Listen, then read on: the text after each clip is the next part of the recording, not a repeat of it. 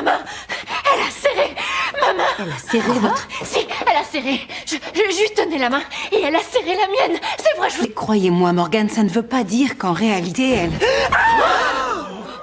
Non, cette femme est toujours en... Ce jour-là, l'hôpital a reçu un grand nombre de patients. Après interrogation, on a appris qu'ils avaient eu un accident de voiture en allant à des funérailles. À ce moment-là, une épouse a demandé des nouvelles de sa famille. Pete qui s'en est sorti sans une égratignure. Pete, c'est... C'est mon mari. Il est mort.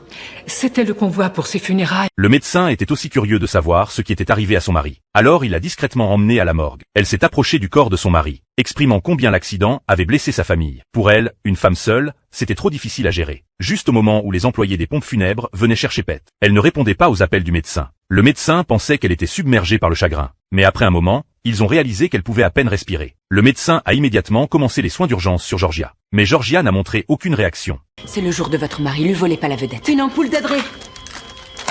Le médecin a tenté de la réanimer pendant près d'1 heure. Mais il n'y avait toujours aucun signe de vie. Les médecins ont continué leurs efforts pour la sauver. Finalement, le médecin a été contraint de se préparer à déclarer son décès. Sa fille trouvait que tout cela était arrivé trop soudainement. Elle n'était absolument pas préparée psychologiquement. Juste au moment où la fille de Georgia est entrée dans la chambre pour dire un dernier adieu à sa mère, un cri de terreur a retenti dans le couloir. Elle s'est précipitée hors de la chambre pour dire au médecin que sa mère lui avait saisi la main. Le médecin l'a rassurée en disant que ce n'était qu'un réflexe musculaire normal après la mort. Croyez-moi, Morgane, ça ne veut pas dire qu'en réalité, elle...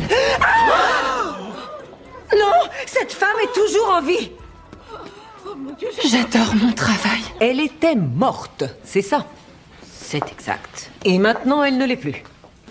C'est encore exact.